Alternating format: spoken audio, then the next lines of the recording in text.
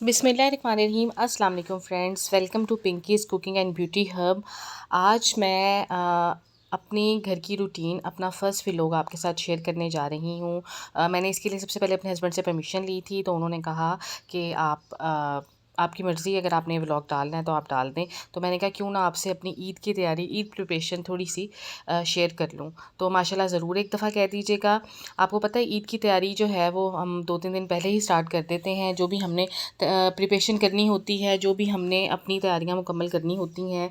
तो मैंने भी इस तरह से स्टार्ट किया था और मैं बहुत ज़्यादा थक गई थी, क्योंकि रोज़ा अफ्तार करने के बाद बिल्कुल जिस्म में से जान ख़त्म हो रही थी। तो मैं हालांकि चाय नहीं पीती, लेकिन फिर भी मैंने कहा मैं थोड़ी सी चाय बना लेती हूँ, थोड़ी सी एक्टिव हो जाऊँगी। तो हालांकि चाय पीने के बाद कोई ख़ास फ़र्क पड़ा नहीं मुझे, लेकिन फिर भी मैंने कहा चलो एक दिल की तसल्ली ही सही। सबसे पहले मैंने चाय बना ली और मैंने चाय काम करते साथ साथ ही ख़त्म कर ली थी, मतलब पी ली थी। और इसके बाद मैं आपको अपनी कुकिंग की रूटीन आपके साथ शेयर करती हूँ। फ़र्स्ट व्लॉग है, तो मुझसे मतलब प्रॉपर तरीके से मुझसे आपको अपना मैसेज कन्वे नहीं हो रहा, लेकिन आप इस बात को अंडरस्टैंड कर सकेंगे। ये मैंने 2 टॉपिंग्स बनाई थी बोनलेस चिकन की। एक मैंने बनाई थी मलाई मलाई पिज़्ज़ा, यानी कि मलाई बोटी टॉपिंग, और एक मैंने बनाई थी टिक्का टॉपिंग। ये टॉपिंग्स मैंने ईद के दिन के लिए बना के रखी थी, क्योंकि अक्सर बाज़-औक़ात हमारी जो फैमिली मेम्बर्स, बाज़-औक़ात ऐसे हमारे फैमिली गेस्ट होते हैं जो अचानक से आ जाते हैं, और फिर बाज़ारों में भागने से बेहतर है कि आप घर में ही उसकी तैयारी कर लें। ये मैं मलाई बोटी पिज़्ज़ा की टॉपिंग बना रही थी, और ये मैं बना रही थी टिक्का पिज़्ज़ा की टॉपिंग।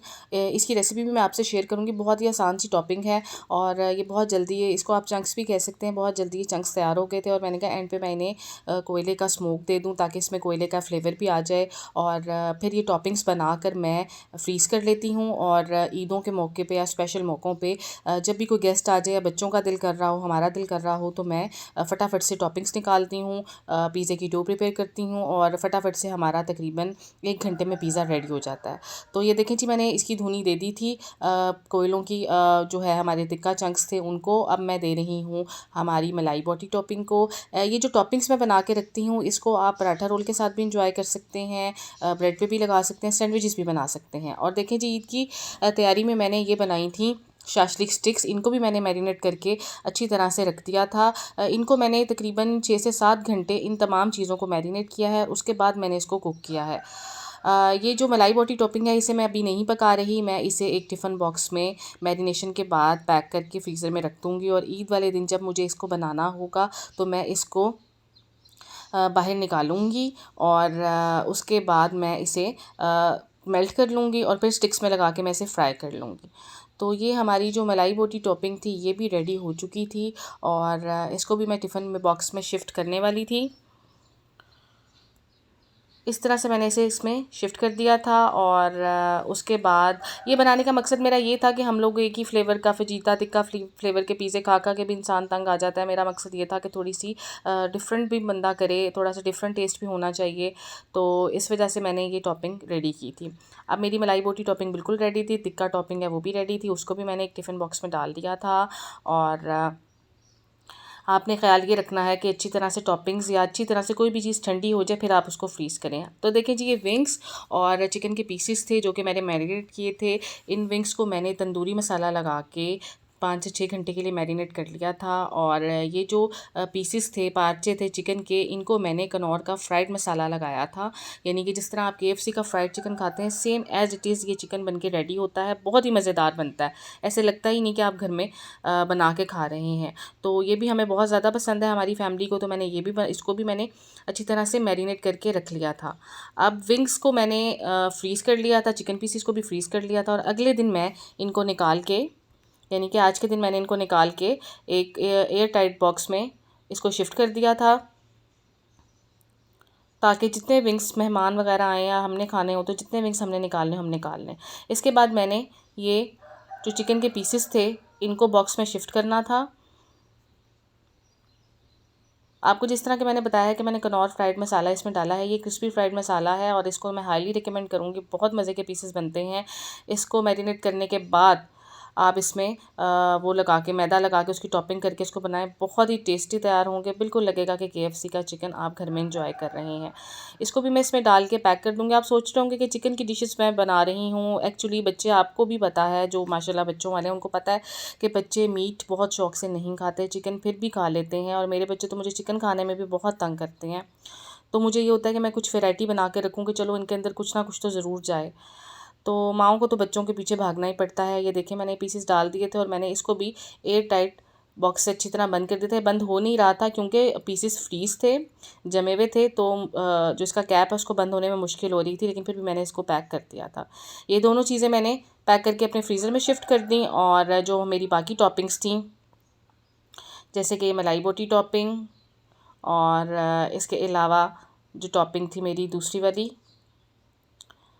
टिक्का टॉपिंग, इसको हम पराठे रोल्स में भी बनाएंगे, पिज़्ज़ा भी बना लेंगे, सैंडविचेस भी बना सकते हैं, और वैसे भी आप इसको रूखा भी खा सकते हैं केचप के साथ भी। और ये हमारी शाशलिक स्टिक्स के जो क्यूब्स थे, चिकन क्यूब्स, वो भी अच्छी तरह से मैंने बॉक्स में डाल दिए थे। अब इन तीनों चीज़ों को मैं फ्रीज़ कर लूँगी।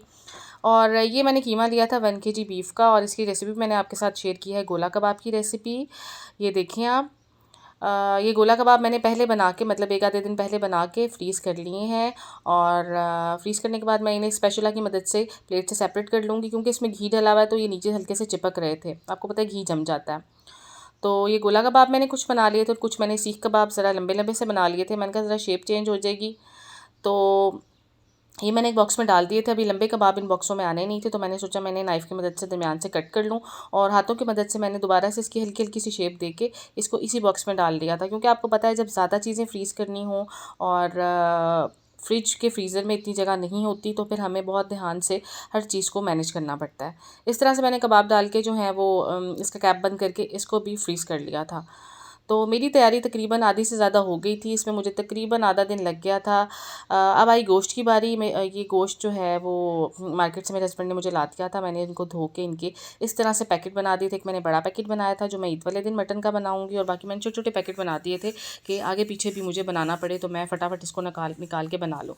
और जी, एक बड़ी इंपॉर्टेंट बात मैं आपसे शेयर करना चाहूँगी कि ग्रीन चिली का पेस्ट आप कोई भी ओकेजन्स पे, ईदों पे, और कोई भी आपके घरों में दावतें हों, पार्टीज़ हों, ये बना के ज़रूर रखें।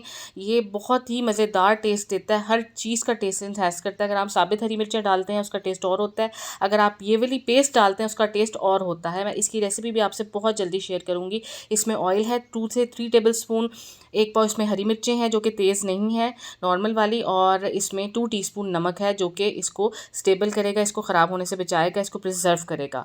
इन चीज़ों को सारा मैंने ग्राइंड कर लिया है। आपने इसमें पानी की सिर्फ 1 टेबल स्पून डालनी है, और ऑयल और उस पानी में ही ये अच्छी तरह से ग्राइंड हो जाएगा। उसके बाद इसको शीशे के जार में आपने डालना है, प्लास्टिक में नहीं डालना, और आप इसे फ्रिज में रख देंगे। 1 हफ़्ता आपका ग्रीन चिली पेस्ट निकाल जाएगा। 1 हफ़्ते से पहले ही ख़त्म हो जाता है मौक़ों, ईदों के मौक़ों पे, लेकिन फिर भी। और ये मैंने लजीज़ा खीर मिक्स निकाला था। मैंने कहा था मैं एक छोटा सा बाउल खीर मिक्स का रात में तैयार करके रख लूँगी, और 1-2 मीठे मैंने और बनाने थे, वो भी मैं आपके साथ शेयर करूँगी।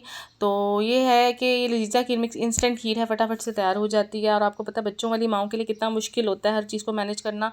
हम कहते हैं बस फटाफट से काम हो जाए। और ये मैंने शुगर सिरप बना के रखा था, चीनी का शीरा बना के रखा था। वैसे तो हर टाइम ये मेरे घर में मौजूद होता है, लेकिन रमज़ान की वजह से ख़त्म हो गया था, तो मैंने कहा मैं इसको भी बना के रख लूँ, क्योंकि दूध सोडा पीते हैं और मिंट मार्गरीटा बनाना होता है, तो फटाफट से डाल के आप इसको रेडी कर लेते हैं। और एक बड़ी ही स्पेशल चीज़ मैंने आपके साथ आज शेयर करनी है, ये है लेमन जूस की ब्रांड का। और आज आपको पता है आजकल 500 रुपये किलो नींबू हुए हैं, बहुत महंगे हैं नींबू। अगर आप ये इसका जो है वो सिरप ले आएंगे, यानी कि इसका आप लेमन जूस ले आएंगे, तो आपके हर खाने में भी ऐड हो जाएगा।